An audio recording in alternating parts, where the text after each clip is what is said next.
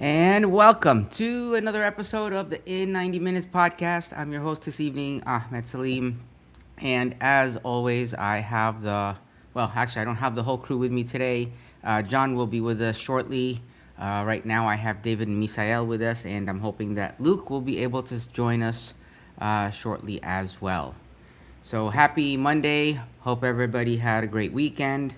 Hope everybody is trying to stay cool in this Florida heat. Um, Before you know it, you'll be wishing it was hot like this again. So enjoy it while you can. Thanks to everybody for joining us. Thank you for watching the show. And thank you for supporting. If you can, please follow, like, and subscribe. Find that subscribe button and that like button and smash them. Your support definitely helps.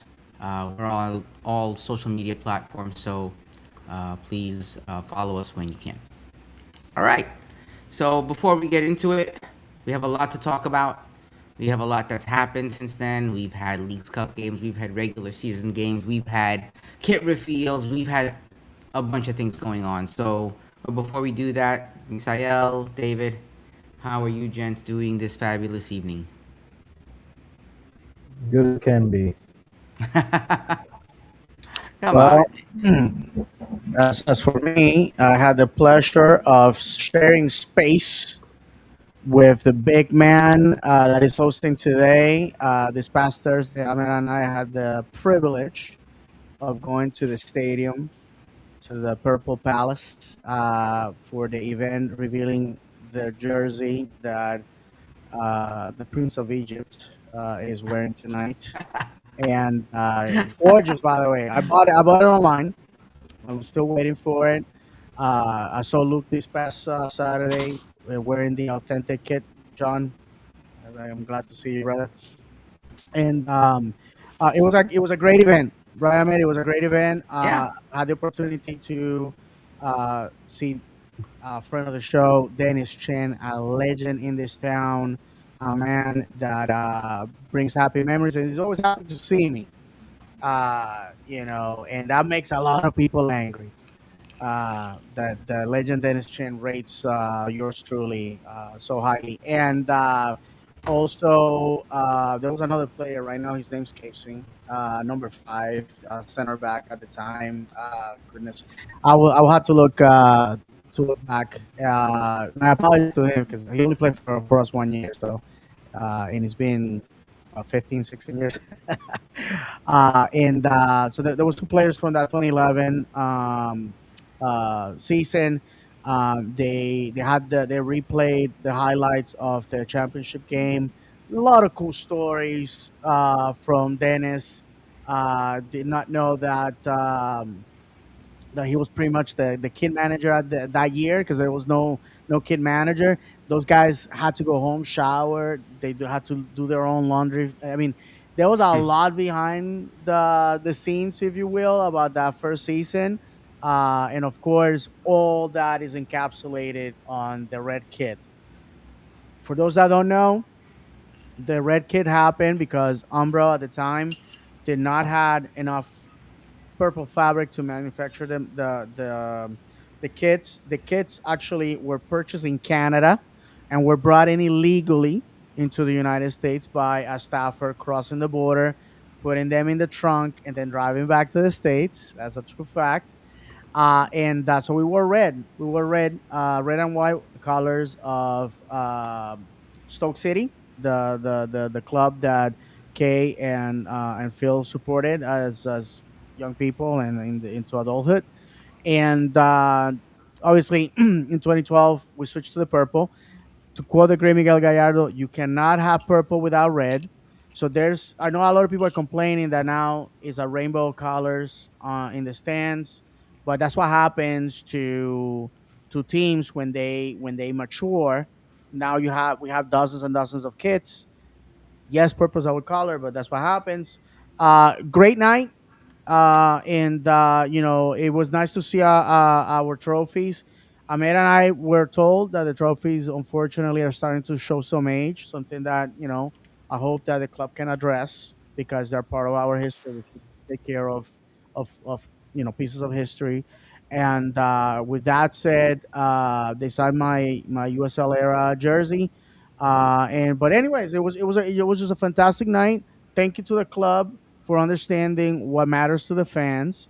And I mean, if you have anything else to say, man, it was just overall it was a fantastic event for those that had Yeah. the opportunity to go. No, it was a great event. It would have been nice um, to have more people there. I think it would have been nice if it was at a time that was more accessible to more people.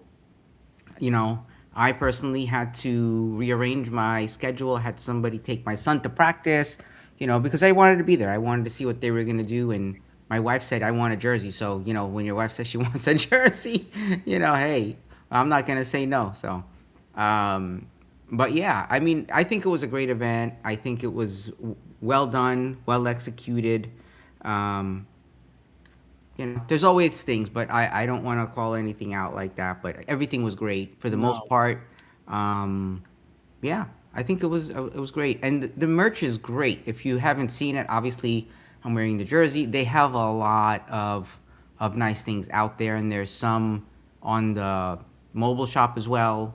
Um, they're very good about the merchandise and the resale value. great segue because this is something that I talked to the guys in our chat group. I'm really digging the three-headed lion, the badge. I know if you compare the current one with the USL one, obviously the USL one was done very cheaply. I don't know the story of who created it or what, but obviously, our resources were very limited.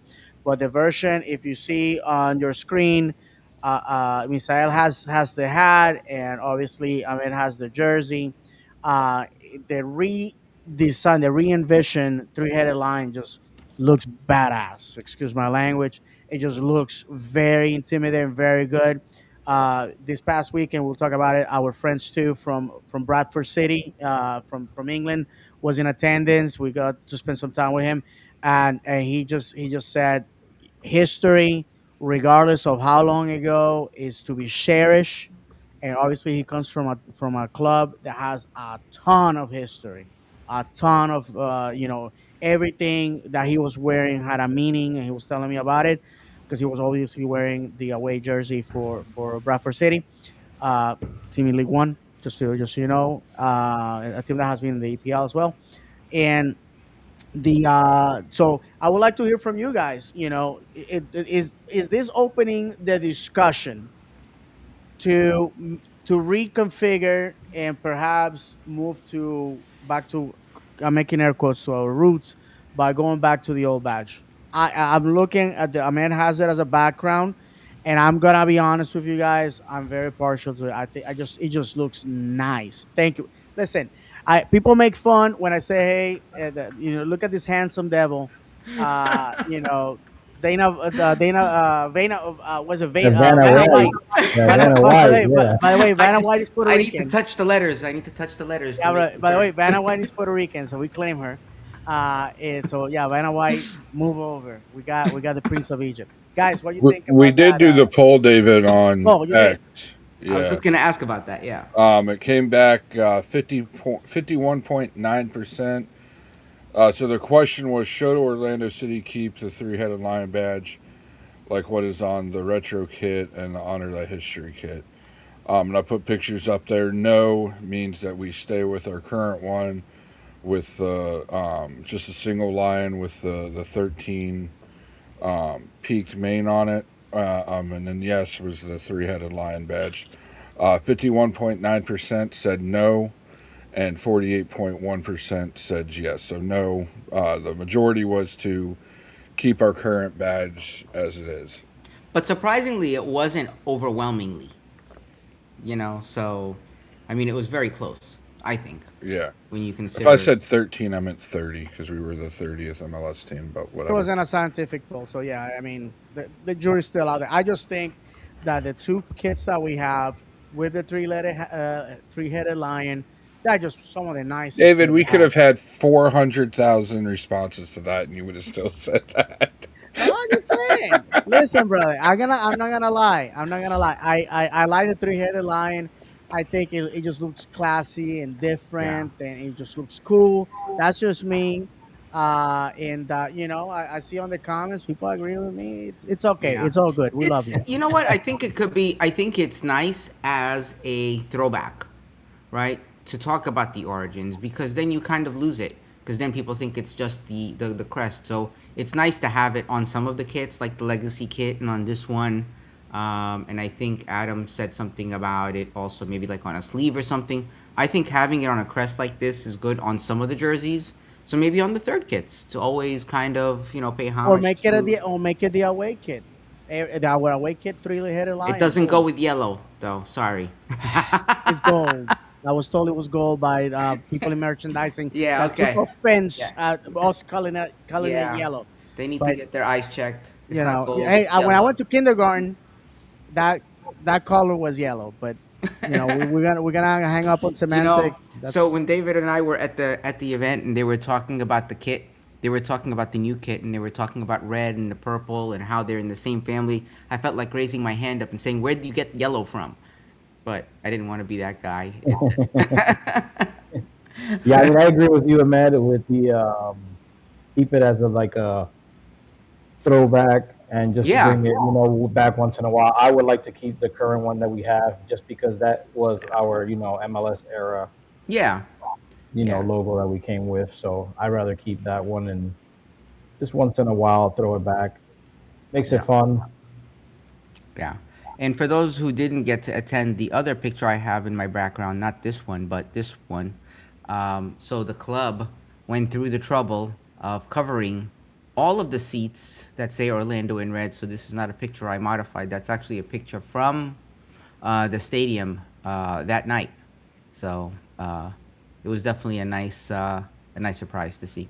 It's and pretty if good. somebody knows where we can see the pictures that people were getting taken Oh yeah, professionally taken, I would yeah. love to see mine. So, You didn't. You should have gotten an email. If you were there, you will huh. get an email from when you RSVP'd, and it should have your pictures there. Okay, I will look it up. I will look it up. Um, let me see. I might actually hold on. Yeah, because I asked the guy, I said, how do I get the picture? And he's like, oh, the club will send it to you. And I'm like, oh, okay, sure. So I walked away. I'm like, how do you don't even know who I am? So I don't know. I like, yeah, you know. Yeah. By the way, it looked it looked pretty nice. Like I said, the club took the trouble of doing that. I thought that we're gonna keep those like that for the game on Saturday. That would have been cool, but I Oh, think they were probably if those Come oh, on, if Jerry. those covers were expensive, they were probably afraid people were gonna take them. those covers look like the jerseys. By the way, they were giving away T-shirts. I was wearing mine. If you been looking at our social media, I was wearing one of them. They were giving away XL T-shirts, red with the old badge for free. I took one for myself, and I gave to one, and also they were giving away bucket hats that were yellow on one side Oh yeah, I have one. and Really a goes purple one. really good with the red. Yeah, but you Not, missed out on the not. t-shirts. You missed out on the free t-shirts. And listen, I'm cheap. I love getting free stuff from Orlando City. I was rapping all with that my red t-shirt all Sunday and Monday. So yeah, people are like some people that don't know about the club. They're like, "Do you work for Orlando Health?" I like, where does the correlation? I mean, I got a badge on the chest, but anyhow. Oh, here we go. I found yours, David. Here, hold on. Did ya? Let's see. Let's Yeah, see. yeah, yeah. Hold on. Let Oh me. wow, this is a world premiere. I'm excited. I'm excited, Hold on, guys. let me see if I could share this. Layers, image. Drum roll, please. Yeah, hold on. Hold on a second. Uh, Web source. Copy.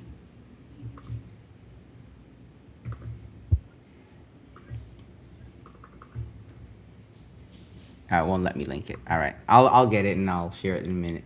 okay. It'll take me a Well, minute. while you do that, well, did you guys got to see the? Well, by the way, we posted a video. Ahmed and I independently we posted a video on our social media about the night, Thursday night. By the way, fantastic work by the big man. the pride of Osceola County. Great videos. I took some video, not as good, but you can see the shirt, you can see the jersey, you can see Kingston being There Kingston. we go. Oh, look at that! That's cool. Is that Yes, cool? look at that with the Yeah, with the two 2014 trophies. home kit. That's the That is a great 2014 pick. home kit. So it's not a player issue. It's finally when we actually had merch. So there's that. By the way, that That oh was AI. Bernard was the other player from the 2011 squad. He did not play on the championship. He was injured. Dennis Chin makes sure to remind everybody that this man was a poser. He was just there in jeans. But they both signed my jersey, and they had autographed pictures. So I was in cloud nine. I know I'm talking too much, but before we go into other things, I just wanna. I know. I don't know. I mean, I was excited. Yeah, I it was was talking. fun. It was fun. It was I was definitely talking fun. for the USL era. The great part of the night was the fact that Ahmed looked at me and he goes, "Why am I so stressed over a recording of a game that took place 16 years ago?" Yeah, And we're I'm like, "I don't watching this know." match, and I'm stressed like I'm watching a game that I don't know the outcome of. I I'm like, know, brother. It was awesome. But the thing that I really liked was the fact that we gave some love to a man that a lot of people don't know about. That's Sean Kelly, who was the backup goalkeeper that season. Maybe played 3 games if that. And he comes out after Miguel Gallardo gets a red card. Not only saves two of the first pens, wins the shootout for us, and it becomes the MVP of the 2011 championship game. If anybody would have told that to Sean that night before the game, that's how it was gonna happen, he would have been like, "Man, you're on drugs."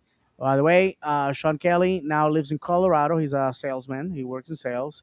And the last time I spoke with him, 3 or 4 years ago, he just basically was shocked that people still remember him.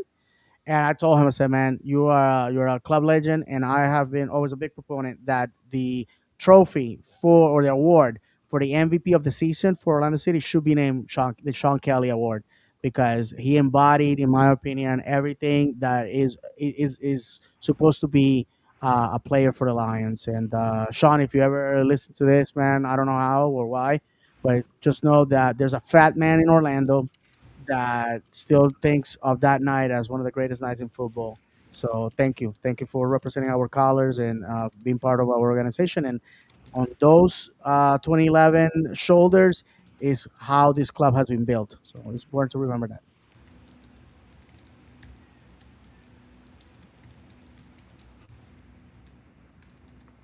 sorry, give me one It second. was funny. I was originally so out on the kit when it first released, and then they released the video kind of explaining what everything was based off of, and I'm like, oh, okay, that's actually pretty cool, and now I like it. But I always like the shorts. They need to release the shorts for sale.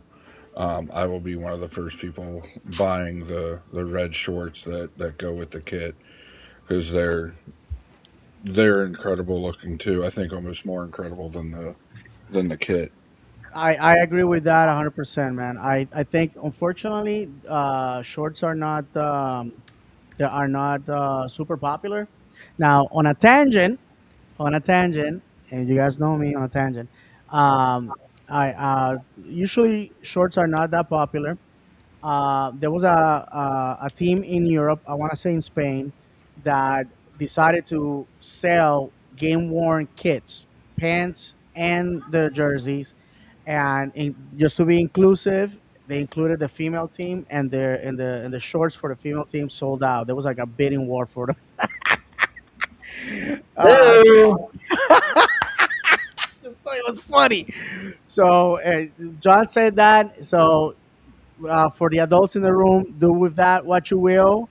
I just thought, I read it on a reputable magazine, and I just thought it was funny that there was a I bidding remember a war. couple years ago sending something to the group chat about that too. Yeah, yeah, John, I think that was the article that I was reading. So I just thought it was funny. So, Yeah. but yeah, to the club, since the club listens to everything that podcasters are saying nowadays. No, what are you talking about? They don't listen. Listen, Nobody listens I to have no anything we proof. say. I have no proof, but there's evidence. Yeah, make the shorts available. Listen, I would love to be a full kid wanker. I admit that. You know, just because our kids when they're little, if they look cute, I want to look ridiculous. Indulge me.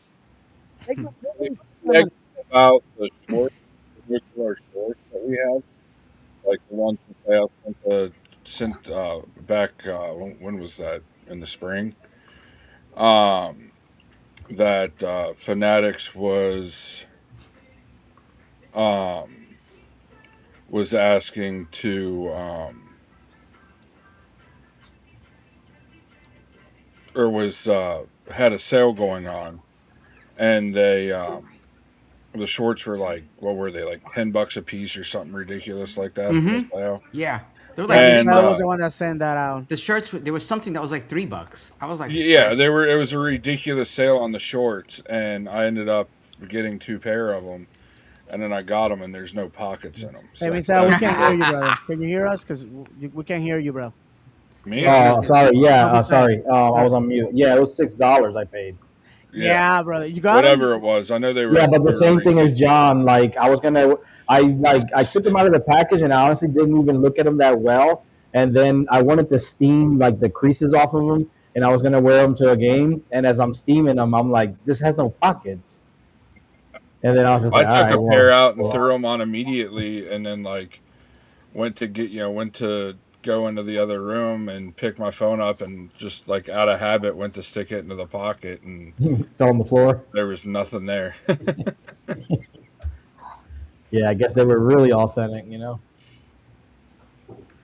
But even so, like, still release the red ones. I'll buy them.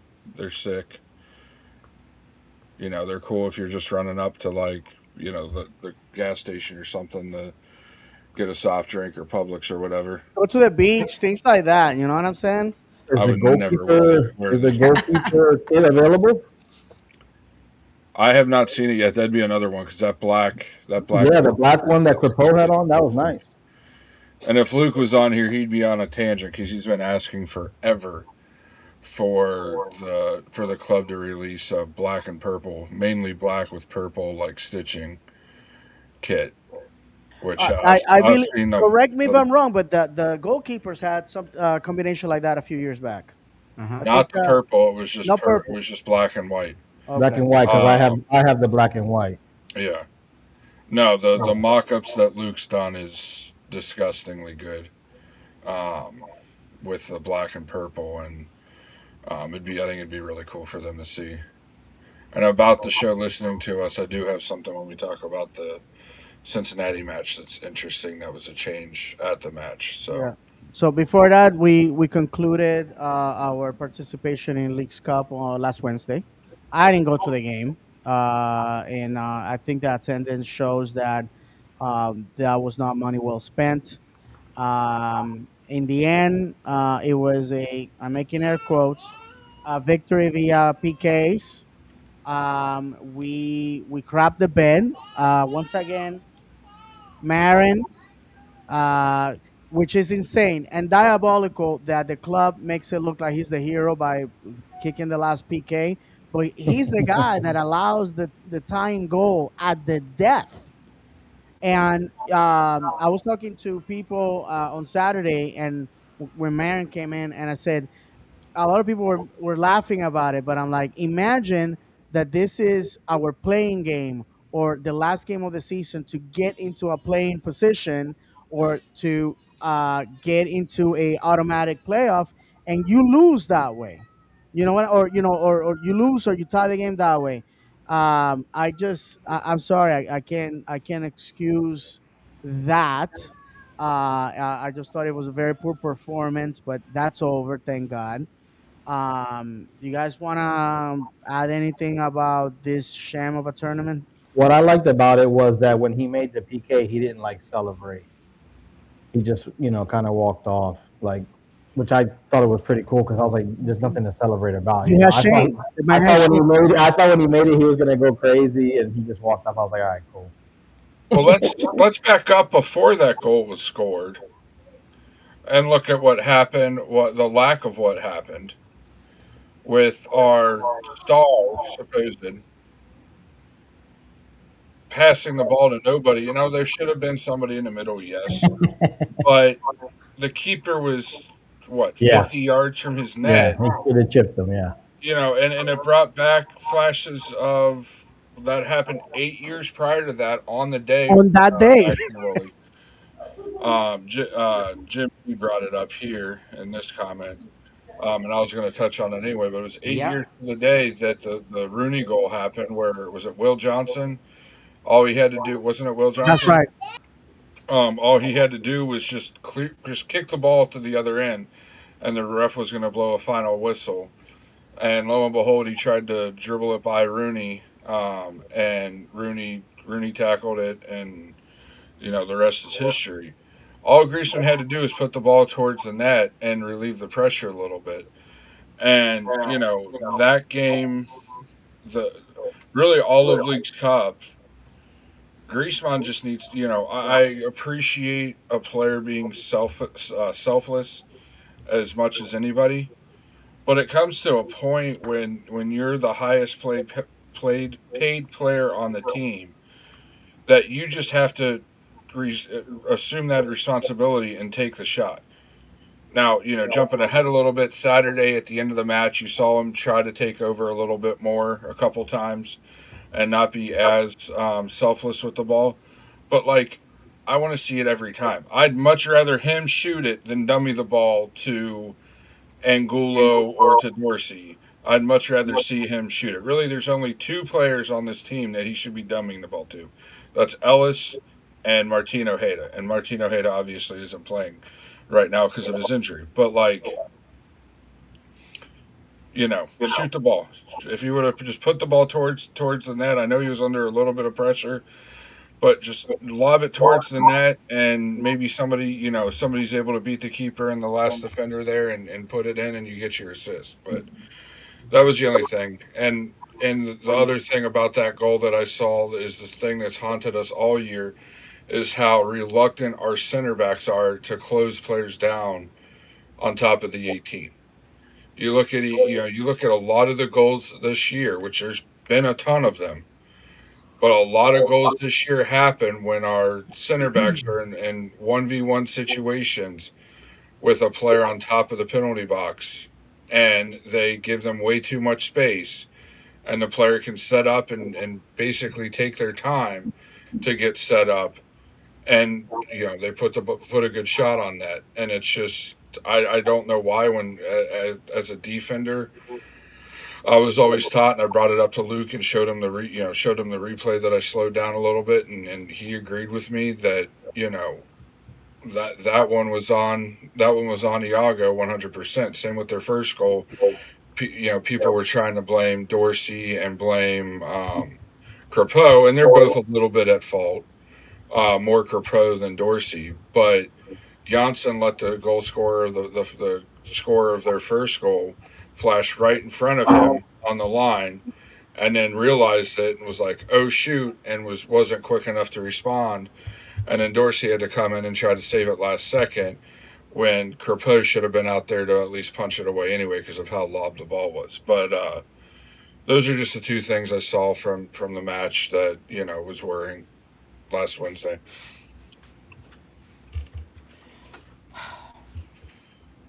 And before we move on too much further, just to bring them up, OCB did have two matches since we last met. They had one last Tuesday in the morning against NYCFC, and they lost that one 3-0. And then they played Chicago Fire Saturday afternoon and lost that one 2-0. They're struggling. None of the older players really are playing. Judelson didn't play. Didn't play at all. You look at our bench. We're only rolling with 4 on the bench, 5 on the bench right now. So we don't have much on the bench, to put out there, and it's a bunch of kids. I think Caraballo, outside of Titus Sandy Jr., and Leao and Leao Gomez, Caraballo, and Titus Sandy are three oldest players out there, and then there's Himes and goalie. But when you have an 18 and two 20-year-olds as three of your top four oldest players, they're not going to win games. They're really young. I mean, I could be wrong about the ages, but that's just at a glance what I see. But they're missing a lot of key players right now that are. I wish I could say they're getting minutes, but they're sitting the bench for the senior team. They got minutes on Wednesday in a game that didn't mean anything, but a lot of players are sitting the bench for the first team, and if I was them, I'd probably be getting pretty irritated at this point because you want to play, even if it's a little bit under what your skill is. You still want to get those minutes in. So they'll come around. We went through it 2 years ago as well, last year as well, where we did well at the beginning of the season, and then a couple players got senior team deals and weren't seeing as much time on the B team as they were earlier in the season, and it happens. It's an adjustment period for them. Yeah, I just wish the players that weren't getting the minutes on OCB got more minutes on the senior team. Mm-hmm. I agree. And my dad's coming in late with a comment. I missed the player about dummying. He can dummy it to Pasalic as well. Griezmann. Yeah. I think what we saw with the Open Cup, we could have played more of OCB, given those players more minutes. Could have potentially put us in a better position on Saturday, and could have potentially, you never know, could have potentially put us in a better position on Wednesday too. Don't underestimate. We underestimate them, and I wouldn't. I would trust their talent. I mean, look at the talent that we have that's come from OCB, that's either played with the first team or that's left the first team after having played with the first team. So this is the time to trust in them, I think. So I agree with you, John. I hope they And get.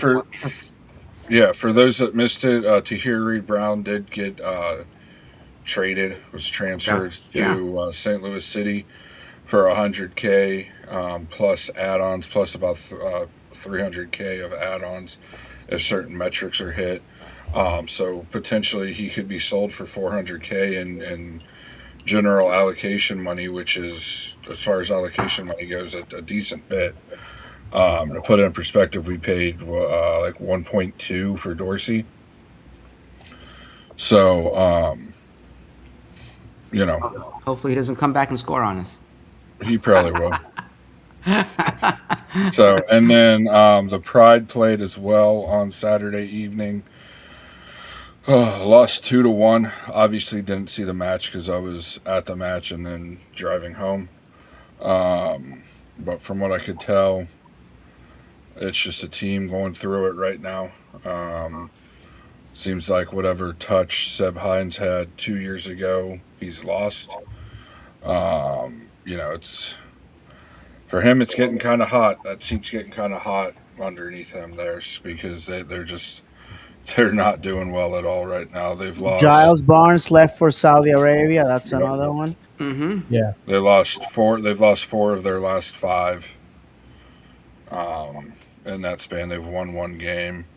They've dropped. Weren't they as high as I believe fifth or sixth at one point? Yeah. Really 5 games ago, and they've dropped all the way down to 12th. So they're struggling big time right now. Banda's back. She started that game. Yeah. Really quick on Wednesday. Also, I wanted to mention DK scored. Yep, he's first. That was In cool to see. the 31st minute. Yeah. In the 31st minute, he scored his first goal back with the club. I was happy for him. Speaking of which, did any? I had a video of it. Well, I don't want to jump forward towards the match, but it was about. I know Saturday. where you're going with it. Oh, I know where I okay. you're know it going happened in with front it. of us, and Well, my Oh, heart still palpitates oh just thinking my about it. God! Just My camera froze. If you don't know what we're talking about, there was a moment when DK came out where he went by the keeper and he slid on the floor and he stayed down there for a second. And I think I don't. If anybody who knows DK, who knows their history, they all probably thought the same thing because I was just waiting to see him get up and to make sure he was okay. Thankfully, he was. I think it was just his shoe had come out of his shoe or something like that. But it was yeah, just the a keeper scary had moment. stepped on his on the back of his Oh shoe. my God. Stu, I was when talking I to saw Stu. it, when I saw it Saturday, I didn't see how he went down because obviously I was on the opposite side of the stadium because God forbid this team kick towards the wall in the second half. That was for you, Luke. There it is. But I see him down finagling with his heel area, and I nudge Luke and I go, "Oh no!" And Luke's like, "Yeah, I know, I see." And even when I watched it on replay Sunday morning, early Sunday morning, it was like my heart still skipped a beat. Like I was like, "Oh my God, no!" No, Because I the hear you. time you went down and looked back, because everybody says when you rupture your Achilles, it feels like you get kicked in the back of the leg. And the way he kind of went down, I was like, Right. "Oh no!" Yeah. And I knew he was fine, but it was just the like reaction of seeing it again Oh my and knowing his God. history. I was Oh telling Luke, yeah. not telling Luke. I was telling Stu what had happened to him in England, and when that happened, he was already caught up to speed. So both of us, we just put the Cobras of Defeat, and I'm doing it for the benefit of those that are watching. The Cobras of Defeat came on, and Stu was the one that, oh no, his shoe came off. At that point, I was just like tunnel vision. I was like, this guy, Achilles tendon again. Which, by the way, for those that don't know, not only did he had a shoulder issues, he had Achilles heels on both legs and knee issues on both legs. Talk in 4 years. Talking about And bad the luck. hamstring.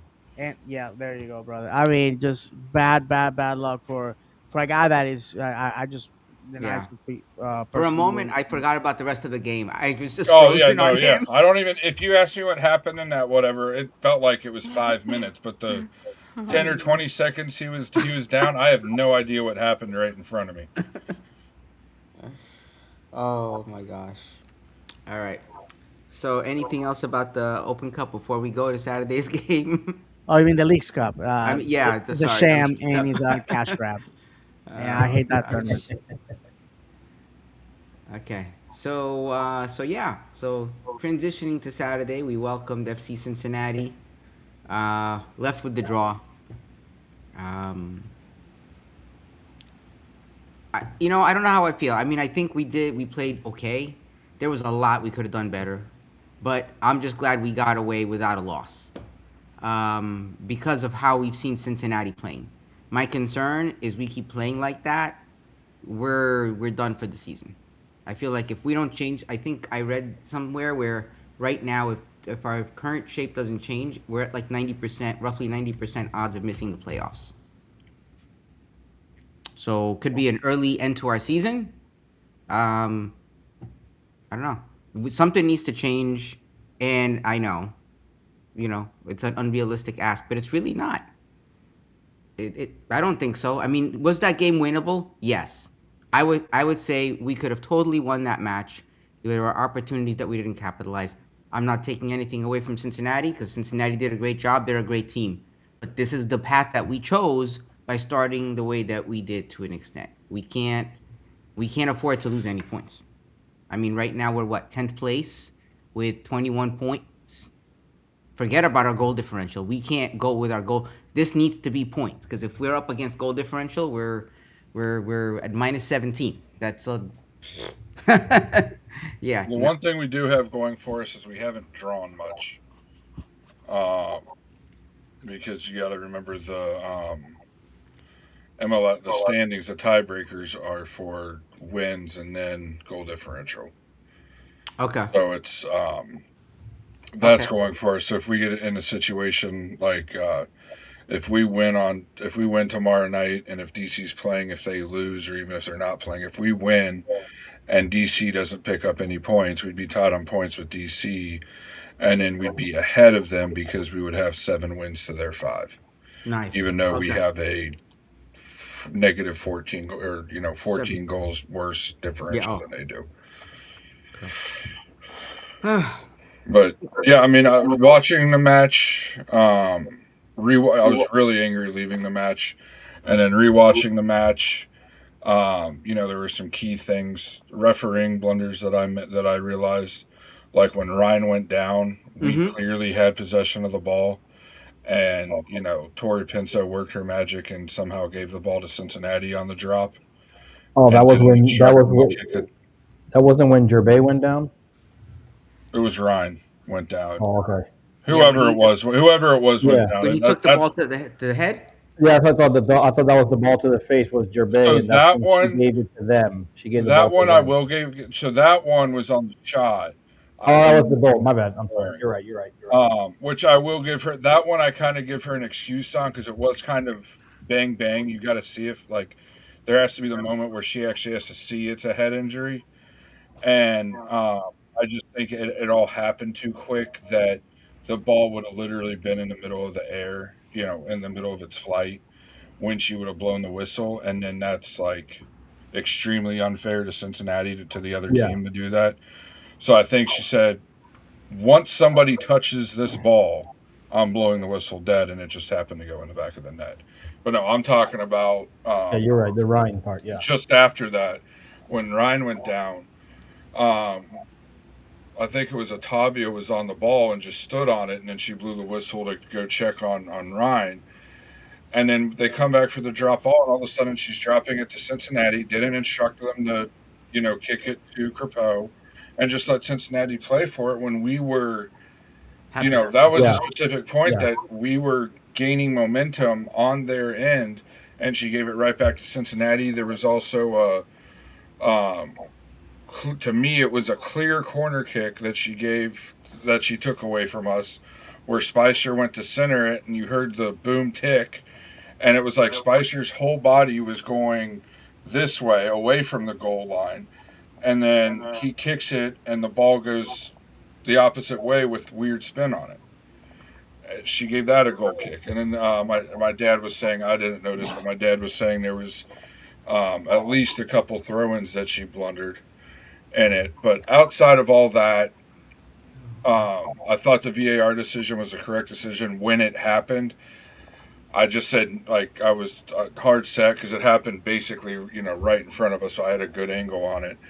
I said there was no way that was ever in anybody's book was that a penalty, that there wasn't even enough in it, let alone Evander, who needs to find his way to play down for Miami because he'd fit right in with as much as he flops and complains to the ref. He would take out him initiating the contract and dragging his foot for the foul. There just wasn't anything in it, and I feel like she got that call was 100% right. But outside of all of those, I thought it was a match that both teams had a chance to win. It was one of the few matches I can sit there and go, we didn't sit back and just really let them control the ball. We still had our opportunities in the second half. They had their opportunities in the second half. The biggest thing that I come out with, and you've seen it basically every match that we've not won, and even the ones that we have won, you've seen the opposition just attack down our defensive left side constantly. We have to find a left back. Ryan was doing better than Marin, which isn't asking much, but if Ryan's injury, and based on what I saw on the replay, looked like it could be a hamstring, then that leaves us with Marin, and we sold our other left back. So we need to bring one in. Hopefully we bring one in that's better than Marin, better than Ryan, and that can give us some quality at that position. Because really, outside of that, with the way Otavio's played as playing the number 6, if Atuesta or Brian Ojeda can come back and really play that box-to-box 8 like they like to play, and Otavio performing the way that he's played, I think that we should be okay. That Otavio had his best match in purple this past Saturday. The dude was everywhere. Where the dude was making crucial tackles. The dude was making passes. I mean, he did. He was what I thought. Like Saturday was in the right direction of what I thought he could potentially be. And I mean, he just it was a thing. I've said for a while. I think I said it on Extra Time, and I think I said it on here when we picked him up. He has the potential to be not this year, and maybe not next full season, 27-28 full season, but he has the potential definitely by the end of that season going into 28-29 to be better than Arujo ever was for us. And you saw it on Saturday. I mean, the dude was everywhere. The dude was intense, making tackles, making passes. He locked down Evander. It looked like he was mainly man marking Evander if he was on the right side of the pitch, and he locked him down. I mean, the dude. It was the first time in what, like 15 matches or something like that. And I'm pretty sure it was double-digit matches that Evander didn't have a goal contribution, which is insane. And a 19-year-old locked him down, 18-year-old locked him down. So, Oh, and then the thing that changed that I said that we suggested on the show, and I specifically suggested it, was moving the security guards to below the steps at the supporter gate. And we walk up to the supporters gate Saturday, and guess where they were standing? Right down by the steps. And guess what flowed? Now it was a less crowded match, but guess what flowed so much better? What, John? Oh, how about you, Miss Ayel, if you saw it or not? But like for me, it was basically you didn't stop moving going up to security. yeah. Well, Uh, the security issue is the same thing. I think it's just one of those things where I guess they don't get paid much, so it's just constantly a rotation of new people that they either don't care, or that whole incident that happened with the family thing, whether it was their fault or not, like just security telling them certain rules that they sometimes they don't know. I've seen people walk up to security right there, walking into the wall, and showing them like, oh look, my like where's my seat, like showing them, because it gives you like a seat and number, and security's like, oh, I don't know, or they'll like point somewhere, and it's just like, no, like they're allowed anywhere. So the security thing is, I think it's just security always has been an gonna, issue, my I think brother. it's always gonna be like that. Has been an issue for a very long time. I think it's a topic for extra, because if we start going down that rabbit hole, we'll be here for hours.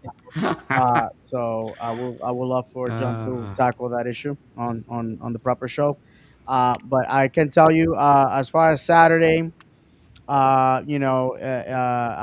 read this on X that I loved, and I actually retweeted it. And this guy in England posted, the most permanent thing, the most permanent solution are temporary solutions. And we are seeing that our issues continue to be the same. A caretaker manager that takes us everywhere, but in one simple direction. I give him that, the fact that uh, you have a situation where every game you don't know what you're gonna get. It's like a box of chocolates, right? You don't know what you're gonna get with this club, so it makes it interesting. I give you that, but when on ties, if you surrender the points, right, they feel like losses, and if you score last, they feel like wins. But they mask the situation. You're getting 1 point for your efforts. Right now, I believe we're 5 points away from seventh place and 3 points away from a plane. So, like Ahmed said, if we continue this way, forget about playoffs. Playoffs. I just Playoffs. want to win a game. And I'm telling you, man, I don't think we're gonna make playoffs. That's why my hopes and my dreams, and thank you for the love over there on the comments.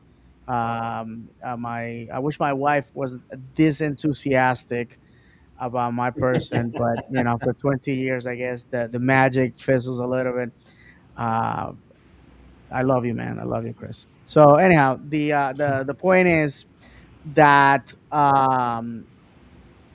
personally, we need to thank the post once again. MVP Saved by the Post. That saved was by the the title. post. Before the game started, Stu asked me what was my opinion of Tori Penso. I don't rate Tori Penso or her husband Chris as good referees. I don't. And Tori has been given incredible opportunities. She ref in the World Cup. How? Don't know. But she did.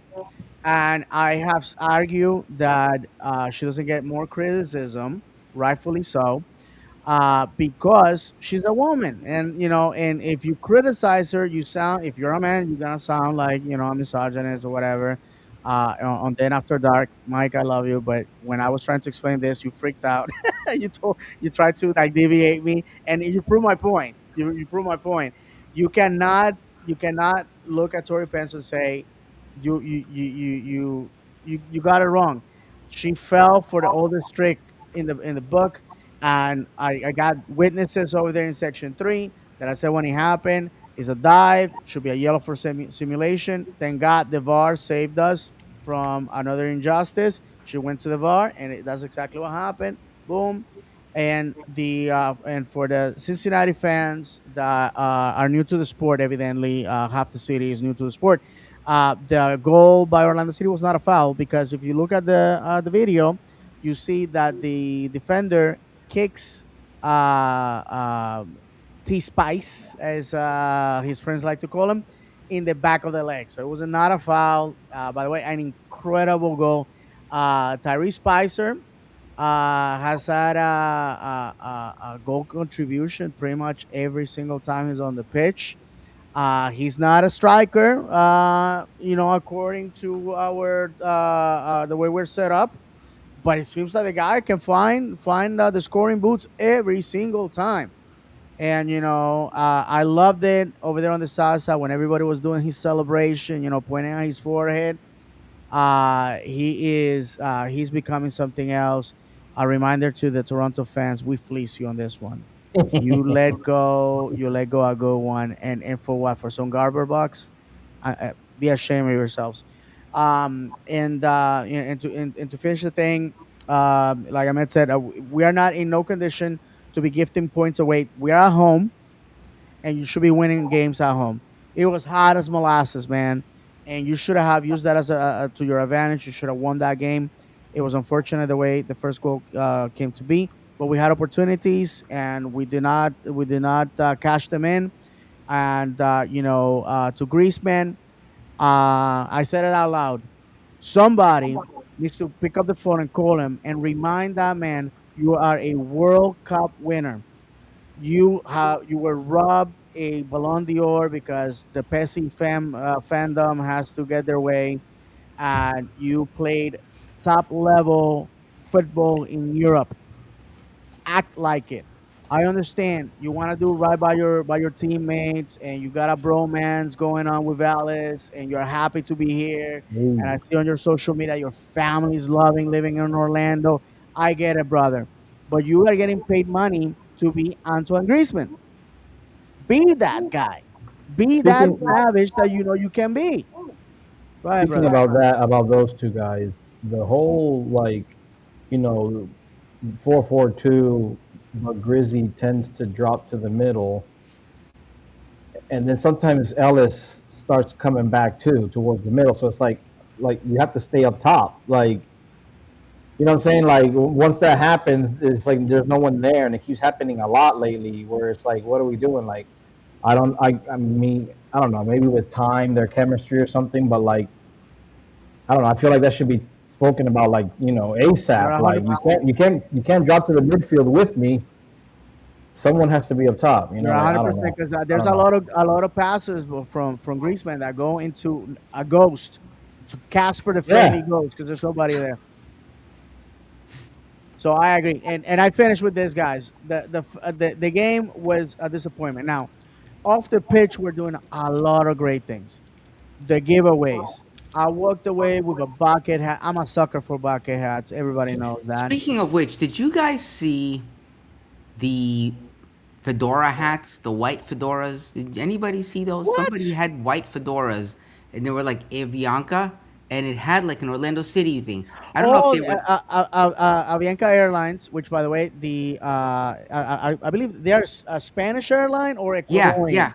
yeah, Spanish, right? yeah. Well, They I know had they a go to Ecuador, booth. but They had a booth, and they were giving away stuff. it And must have been a fedora because I saw people with a white I fedora wish with I a did. purple. I was just like, where'd that come from? I I only saw love that free once I stuff. got in. I Yeah. love free stuff. If I haven't said that enough on the show, I got the bucket hat. I got the red T-shirts that were given away with the three-headed lion. I mean, I was in cloud nine as far as free stuff. And the poster, the poster, John had to call me first thing in the morning as I was getting ready to go to synagogue. And if John, the big man, John is excited about something about this club that has nothing to do with kicking the ball, you're doing it right. Because John was excited about that poster, and you know what? He was not lying. That poster was fire, I got it fire. framed today. I sent it in the group chat. I got it hanging up right here. I don't think it'll. What I was able to do with it will really come over because of the background, but you kind of get the drift of it there. Yeah. Yeah, brother. That one and the his debut, uh, two Nightmare of on Elm Street. the best posters I've seen, and I can give you a little of insider info because I spoke with some people in merchandising on Thursday. The fact is that the one of the things that the club wants to do is move away from allowing they want to standardize the game day poster to make it what you are seeing, instead of giving opportunities to other people, which is great. But the fact is that the poster has to be very good for people to buy it. And the money, by the way, the $5 that you pay for the poster goes to the Orlando City Foundation, so it's going to a good cause. But this year they're gonna do that. One of the things that a lot of people from Europe, especially particularly the UK, always ask is, since there's no ticket stub that I can take home as a memento of the day, do you have a program? And we don't, right? We don't. And in fact, in England, they're moving away from that. They basically give you a card that you can just, with your phone, take a picture of the QR code, and then you get a digital one. And I think Maccabi Haifa in Israel, they send it to you as a link from a social media post. So they want to give the fans something to take with them. So the poster is the stand-in for the program slash ticket stub, and they want to have something that people want to take home. So just remember this: even if it sells out online, they're always gonna have them at the stadium. But you gotta get there, man. I walked in, I got John one, and by the time I got to see him, they were gone. They were gone. I mean, because it was just that good. So, going on a tangent, for now on, the posters are gonna be of that top quality. So if you like the posters, get on it because they are going to be selling fast.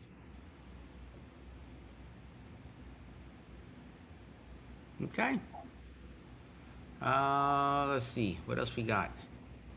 And Stephen Leon, what he's commenting, we will be having extra time this week. Um, we Luke and I, and I'm going to try to get another guest on with us. Um,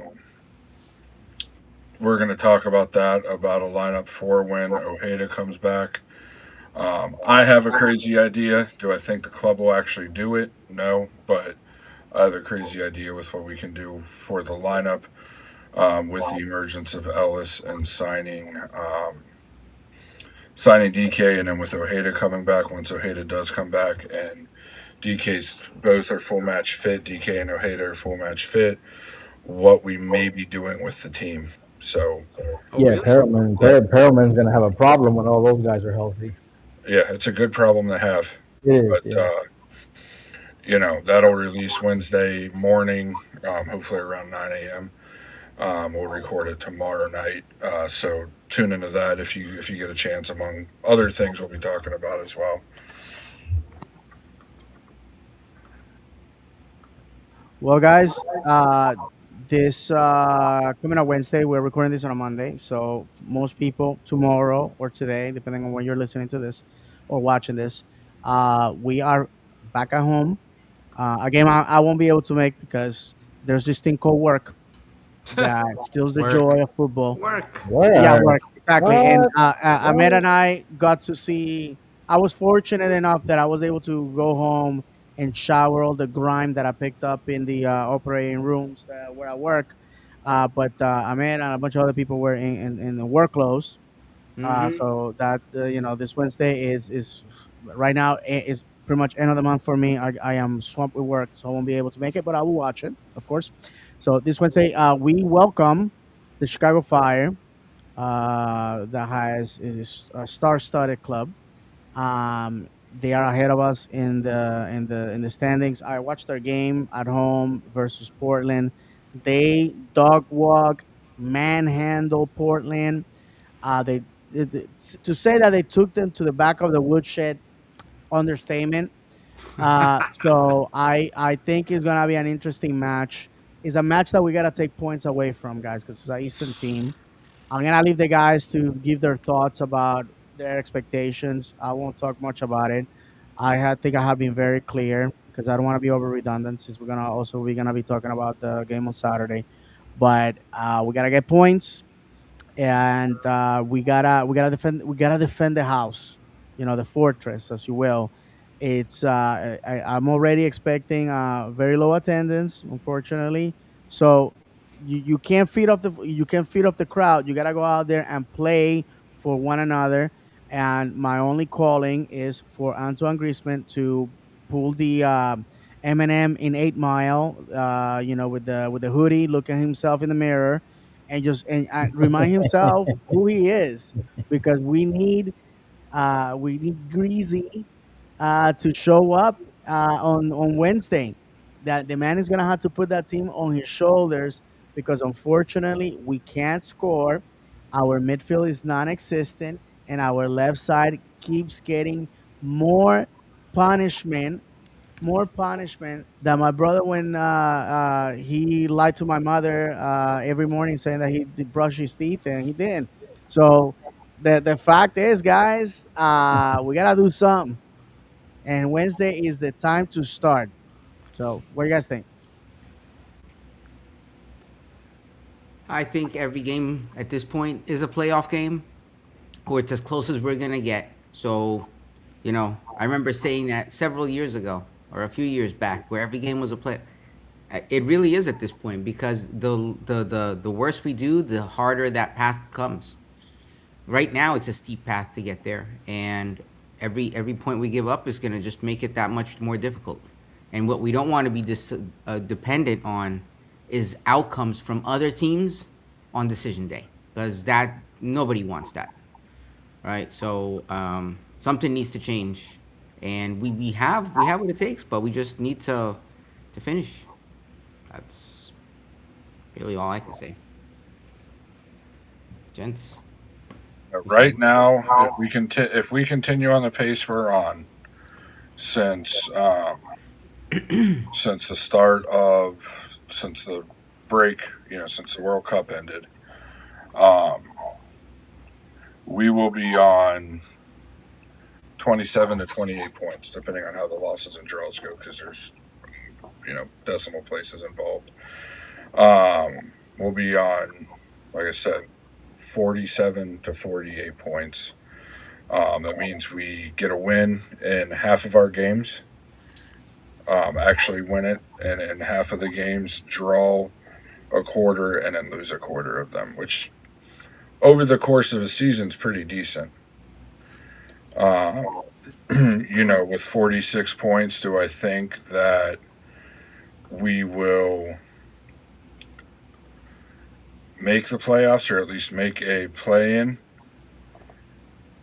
The way it's looking right now, it'll be close because, like I said, or like we've been saying, we're 3 points from the last play-in spot, 5 points from being in the first true playoffs, and 9 points away from home field advantage.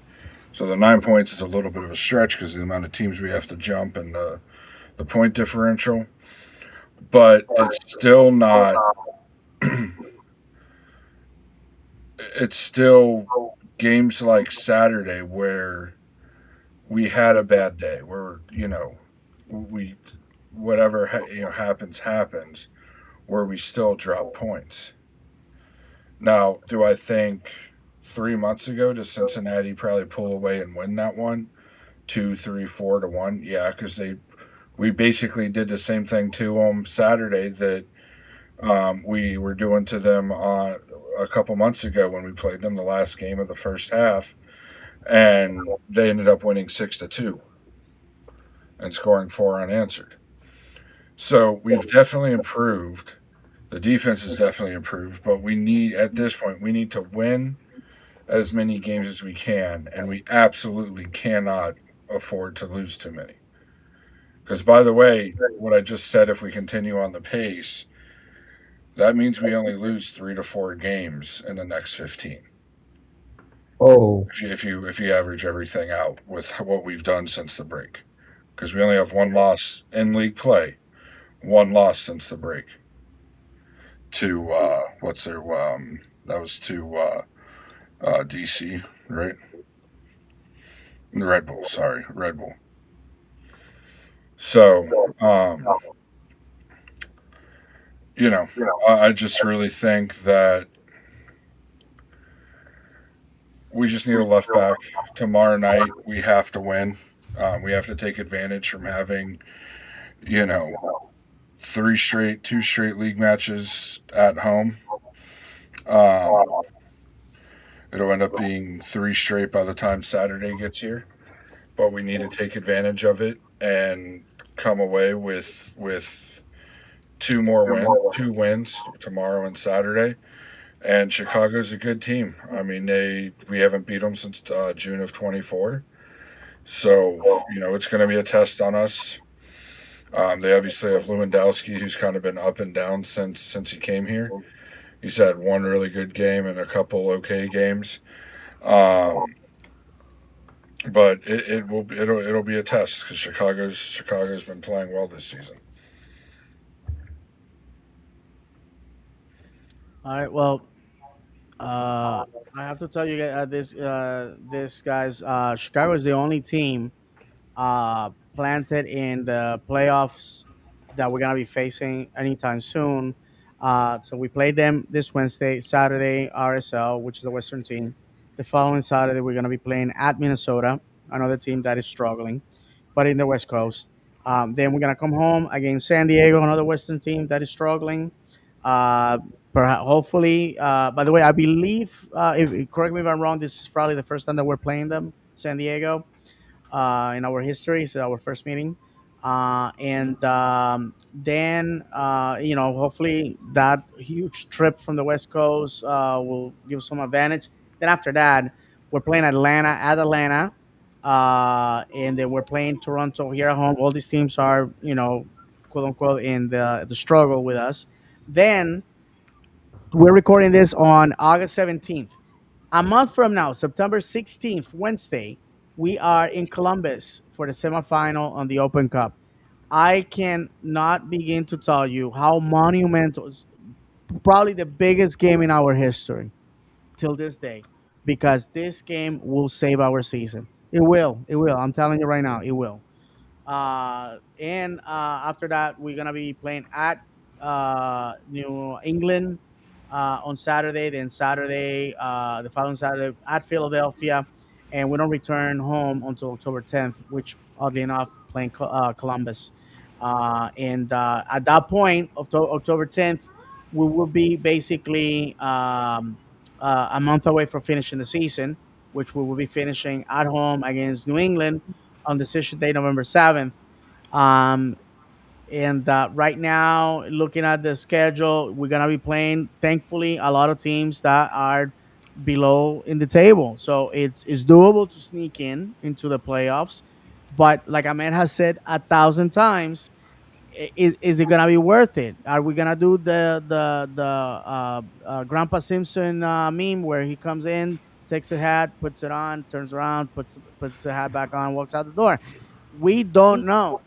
So for that reason, because I have been a fan for a long time, and one time is an exception, two times is a pattern with this club. I just don't I just see them breaking my heart again. I see them breaking my heart again. So the only thing that I can ask for is win that game in Columbus, bring the final home, and we crown ourselves champions and we go to Champions League next year. That will be beautiful because I just don't see us with the caliber to go beat a team like on top of the table. And I finish with this because it's critical that I mentioned this. Right now, Nashville is number one. Okay? Nashville is number one. What happens? I want to ask this to the fan base. What happens if Nashville wins the Supporter Shield and then goes on to win MLS Cup? Another team that came into the league after us that once again crowns themselves champions. I ask, what will be our excuse again? Because we are told this is the year, this is the year, this is the year. We fire Oscar Pareja for underperforming, and Martin Perelman is no better. He's no better. I'm sorry, making it to the playoffs and winning Open Cup is an Oscar Pareja standard, is an expectation. So again, the fans, the fans that love this club so much deserve better, and I just can't sit by the side. And I honestly, we just need action, and that's how you start this Wednesday. Otherwise, if I had Funny, to say this, David. go ahead. You talk about it being the biggest game of the season, or the biggest game of our in our club's history, the U.S. Open Cup semifinal. You think about the similarities between this one and the last one we played in 22 against New York Red Bull. Because for those that don't recall, or those of you that didn't know, everything that we've understood and been told is if we had lost that game, Poppy was getting fired. Yes, and that If we were told that, and the Wilfs were in attendance that day to drop if the hammer. if we lose against Columbus, Perriman's not necessarily getting fired immediately, but there's a good chance he's getting fired in the off season. It's one Wait a of second, you, those. you actually think that we're gonna roll the dice in the bridge season, in the short season with Perelman?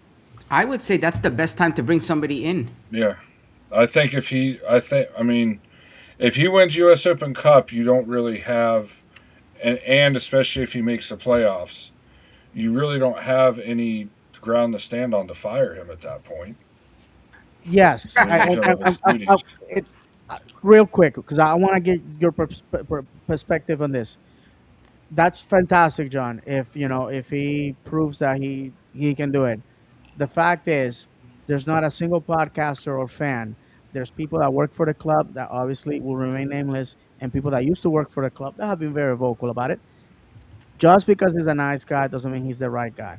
Okay, and I'm gonna Oh start no, I'm preaching. not. I'm not saying I agree with it. No, no, no, no, no. I'm just Absolutely, saying brother. it's from Not the saying that. club's opinion. It's he does what he's going to do. What basically his objectives were. Right. When he took over, which was win the Open Cup and put the Oscar team in a Pareja position couldn't to have make the done that. playoffs. Now, in my kind of argument, because I don't. I don't agree. So I don't agree. I don't no, think no, he could have. I'm gonna be devil's advocate. I think that to be honest, my quote of the week that I'm gonna be using very often. There's nothing more permanent than temporary solutions, and I'm gonna be honest with you. If this club already got my money for next year, so I can't argue. All right, they already got me to for season tickets. But the fact is that there's a lot of people angry at the fact that the Perelman's still there. Personally, like you guys have said, this is the best time to start something anew. Let that guy sort of kick the tires around and start a revolution for something better. My thing is, November comes around, and we are standing there watching Nashville lift the supporter shield and the MLS Cup after coming to the league, after firing their manager, after struggling just like we have. Two cities, similar stories, USL, size wise, all that crap. That will make five clubs that have come with or after Orlando City that get to the big dance before we do. The question I beg to ask is, what's gonna be the excuse at that point? Because if you roll the dice again with Perlman in the short season, which is 14 games, 7 away, 7 at home.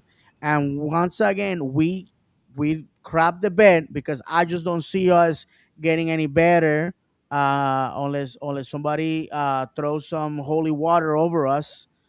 Give us, takes us down to the mikvah, as we say in Judaism, the baptism or something.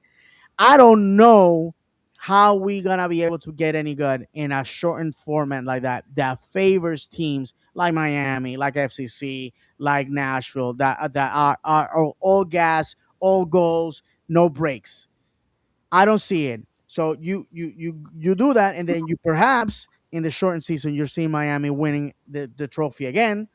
And one of the things that fans hate, that kills fan bases, kills attendance, is when you have when the other team, all they have to do is like, we want more than you have. You've been in the league all this time, you have won nothing. If fans can talk trash back, they're gonna stay home. They're gonna be like, call me when you decide that you want to do something. Look at what has happened in New England. Look at what has happened with Red Bulls. They're founding members of the league. They have never won MLS Cup. They have, and what happened to Red Bulls? New York City won the cup. In an argument, New York, oh yeah, we scored 7 goals on you guys and we beat you so many times. But New York City be like, oh well, we gotta start above the crest. Atlanta has clowned us with that. Um, Miami has clowned us with that, and most likely Nashville is gonna have is that gonna happen. I love the boys. I will show up. I'm in it because I love the football. But at the same time, is at what point does my money become an investment and not a waste? And that happens if this club disrespects the fan base once again by giving us a cheap option, a Timo, Oscar Pereja, or Timo, whatever, that Chinese knockoff Amazon thing. You cannot do that to the fans, because let me tell you something: the fans come and buy your merch. The fans go skip meals on a weekday to support your club at events. The club knows this, and you cannot take us for granted. And I'm sorry, man. I want to win. It's been 11 years in the league. The least the club can do for us is win Open Cup, but and make the playoffs, and the football gods decide what happens after that. But guys, we gotta sort that out. The situation with Martin Perelman is unsustainable. Again, everybody that I have talked to, one of the nicest guys.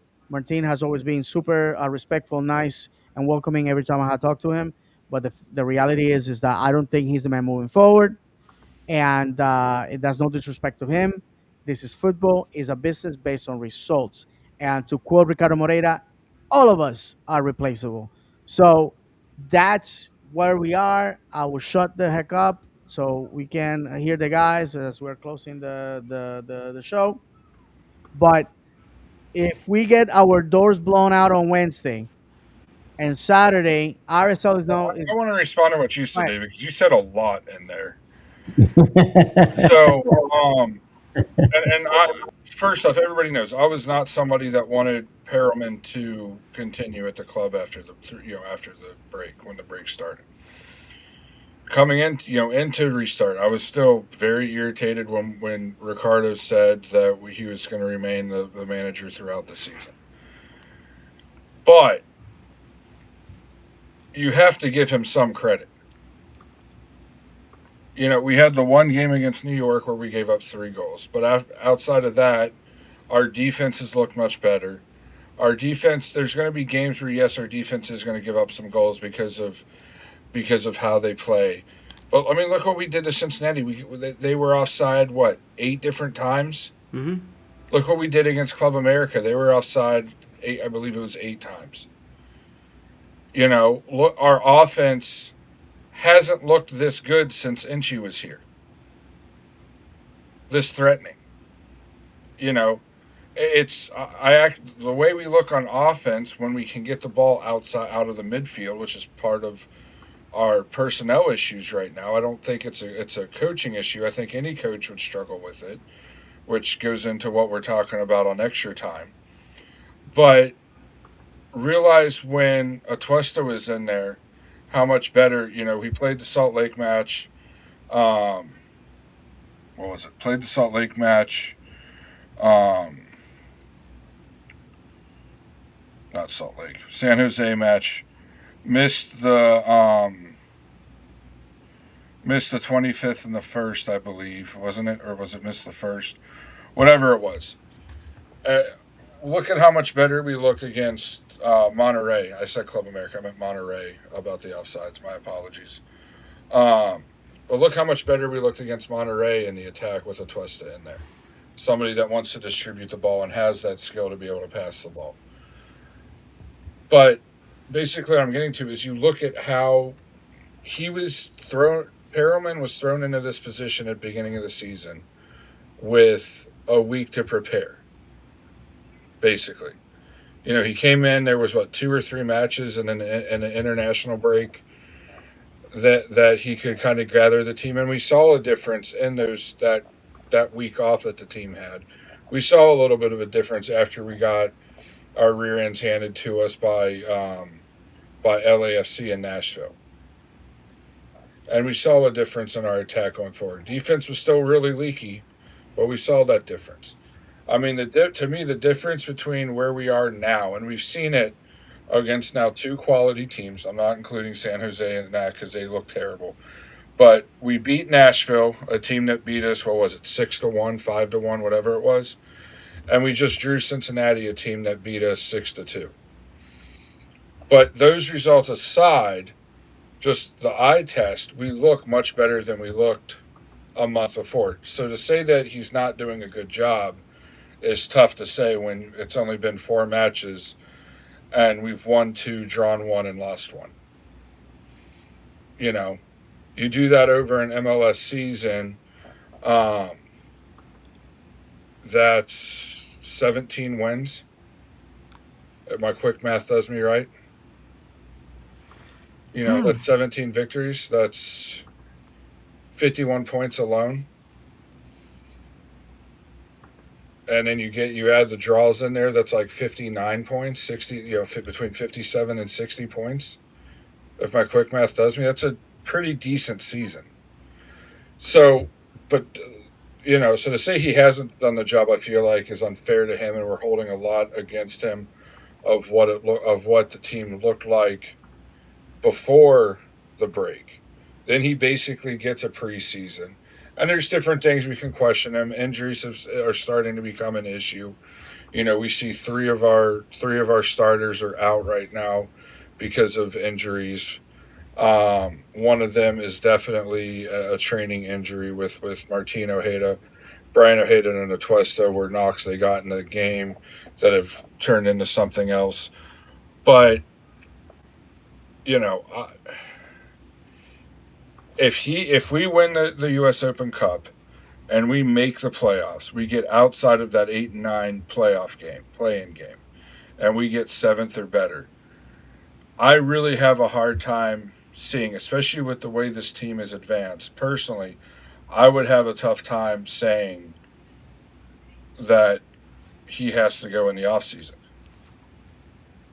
Because you think the hand he was started without Robin Janssen, with a team that was already playing poorly, that lost 3 of their first 4 games before he came in, or whatever it was. Had no time to get his tactics instituted on the team. And they still improved through that first half. Take out the Cincinnati game, the last match. but they still improved before the World Cup break, and then they come out of the World Cup break, beat San Jose 4-1 or 4-0, beat Nashville 1-0. Then we had a loss, and then we just tied FC Cincinnati. To me, that's a pretty decent stretch of games. For your first four. If we would have said this going into the break that we were gonna beat San Jose, beat Nashville, lose away to New York, and then draw Cincinnati at home, I think we would have been pretty happy with those results. With Perriman or with a new manager, period, we would have been happy with those results. So I think criticizing him at this point is a little bit unfair to him because he has done a decent job getting the players, progressing the players so far. Now his in-game stuff and everything, we can critique his in-game tactic changing and subs and all that. We can critique, which was one thing forgot to bring up about Saturday, is why we took out Ellis and brought Cartagena in. That's one thing specifically I looked for in the rewatch, and I'm like, we're not getting butchered down the middle. We're getting butchered on that left side, and sometimes on the right side with Dorsey being a liability. But we can critique those things and say he's outmatched there, and sometimes it just takes a little bit of experience being a manager to get the feel of those. But as a whole, from a macro view, to me, I don't know how Ahmed and Misael feel. He's done a pretty decent job from where we were to where we are now. Yeah. I So, mean, go ahead. ahead. Go ahead. You No, go. no, you go. Well, I was just gonna say several weeks ago. I mean, it was a lot earlier, but I did say it on here that I did think he was getting overly criticized. Um, Obviously, now we have more body of work, but before, my argument was that I think it was too early to criticize him so much. But yeah, like you said, there's a lot of injuries. I mean, it hasn't been too bad. My expectation is though, I do want him, even though I don't think he's doing a bad job. I do want him gone at the end of the season. I expected the short season to have a new manager in here and hopefully get Grizzy some more help. Um, and what I expect is win the Open Cup, season ends, get a manager, get some help for Grizzy in the short season. That manager can implement his tactics. It's kind of like a wash season, maybe. Yeah. Do whatever to get better, and then the following season, go for the whole thing. That's what I expect. My expectations for this season is hopefully win the Open Cup. This whole make the playoffs, and even if we do, we're a first round exit. Even if we're not playing too bad right now, I don't see us going too far. Um, but I agree. I don't hate Perelman. I just think that I would like a new voice because he is still somewhat of Poppy's style, even though he's doing better right now. But I would like something new, somebody better, more experienced, especially with Grizzy. If he's not going to be here that long, I don't want to waste his time, waste his talents. Not saying that he's, throwing it out right now, but I don't know. Maybe somebody with just more experience. That is he going to handle this? Obviously, time will tell. But like we said earlier, it is a good problem to have when all these guys come back healthy. I guess time will tell. We'll see how he manages it. That is going to be a problem on who he starts, and I don't Yeah. know. I just think that he's doing a better job than we thought. Um, I think there's still a lot that has to happen to really decide. But like I said when we first heard about Griezmann, I can't see this situation continuing for the long term, right? Could he get us to a good spot? Yes.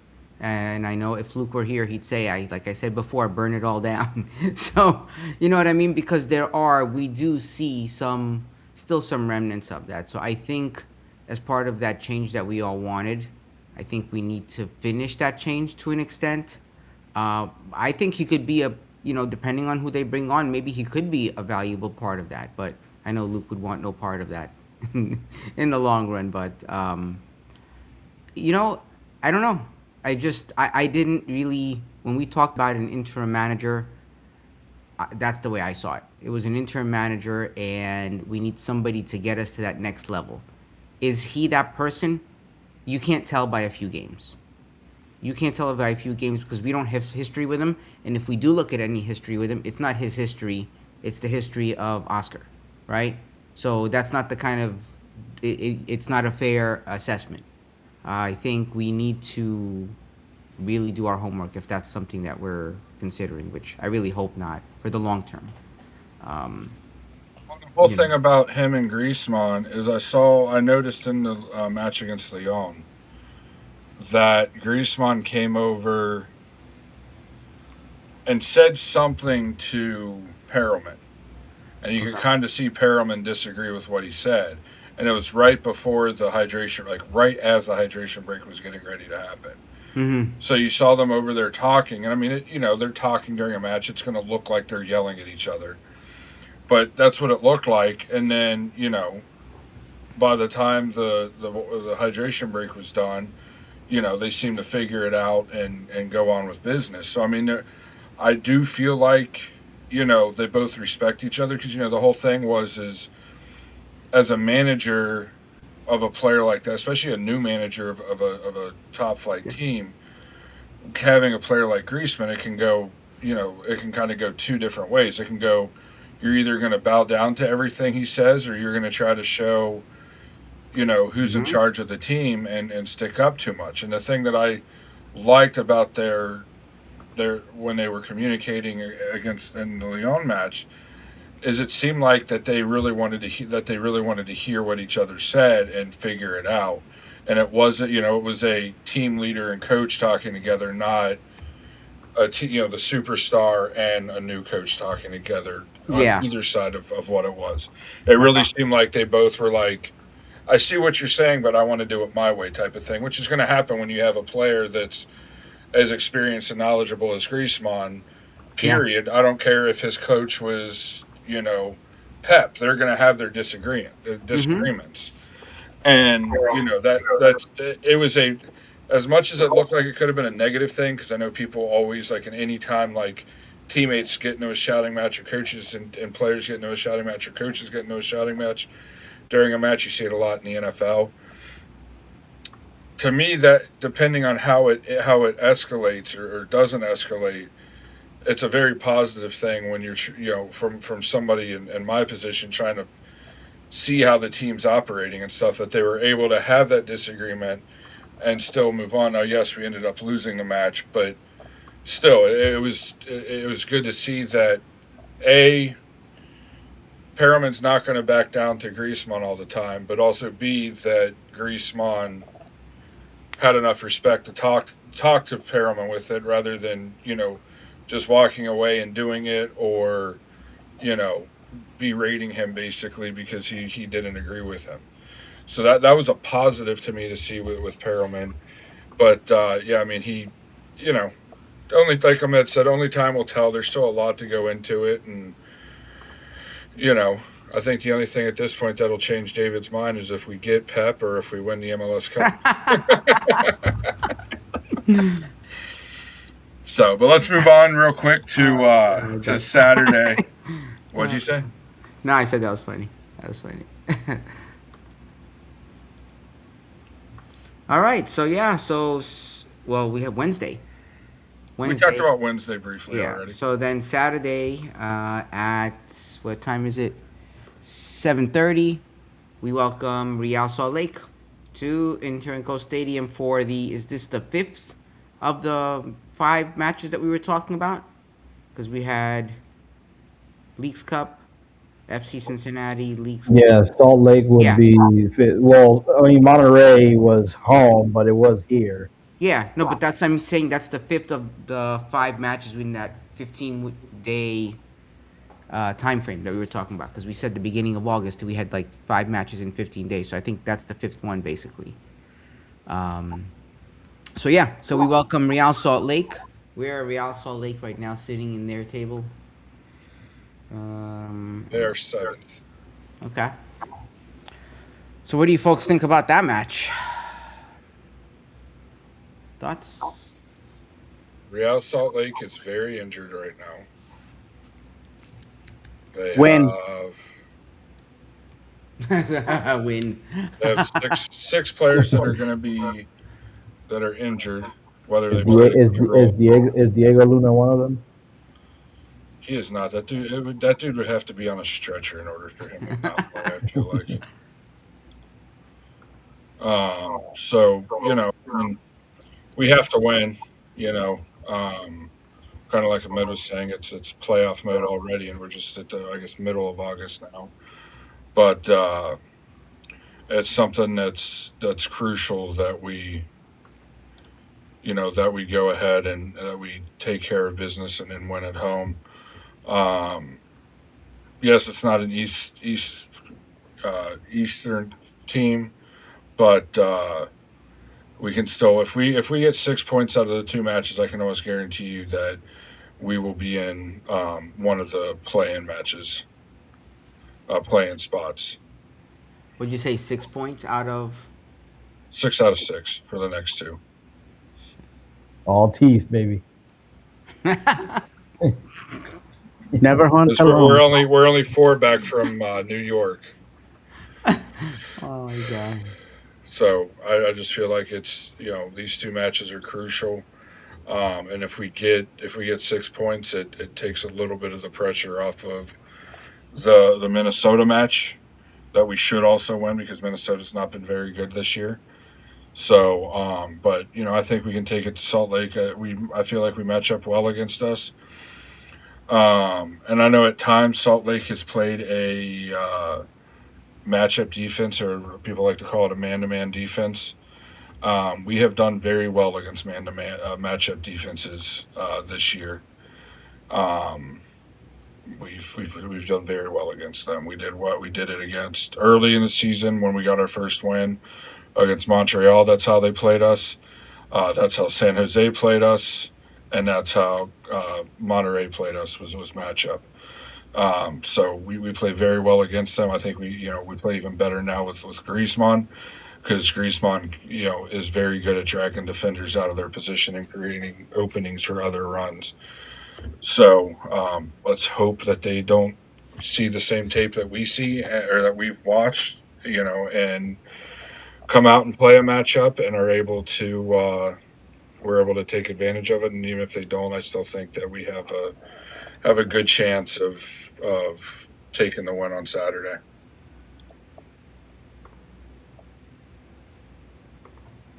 Okay. Anybody else? Final thoughts? Thank you to everybody that watched us live. Remember that you can consume this content on audio everywhere you consume your podcast.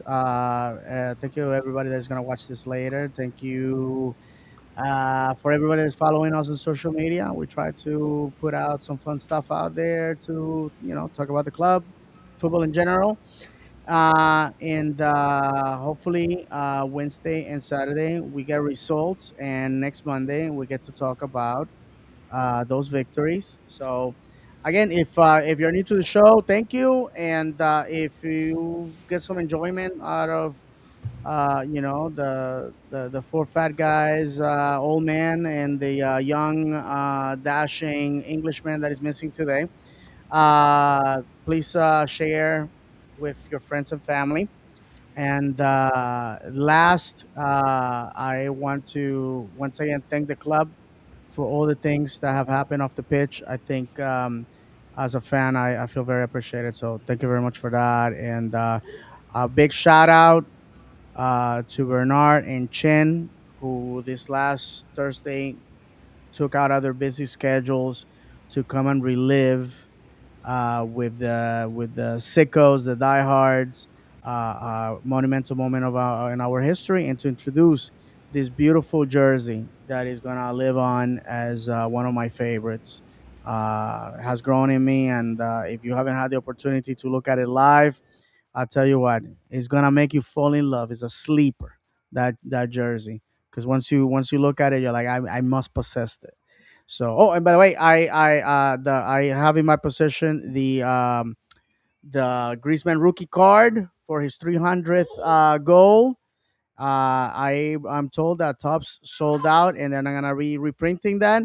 So all I gotta do is get him to sign it, and I have my down payment for my new home.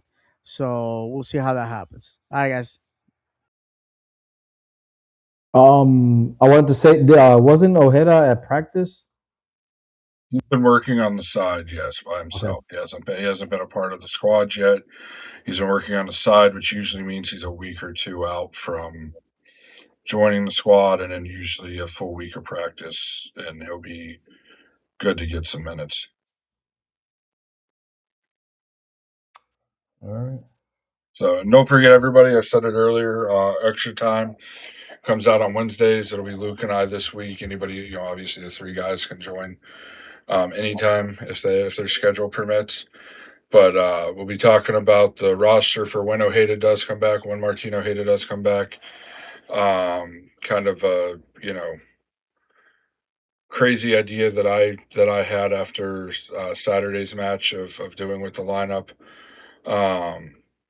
Among other things, the supporter section issue that happened that we didn't get to cover. We'll be talking about that.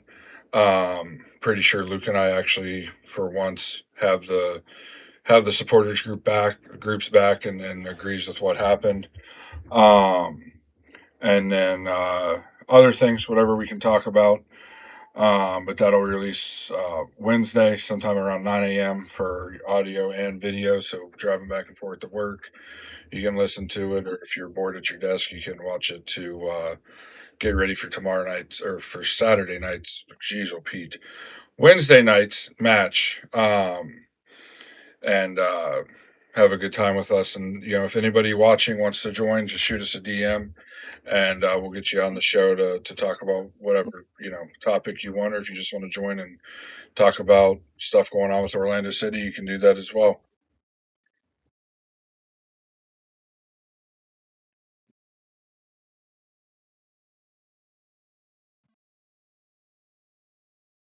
I believe Ahmed is muted.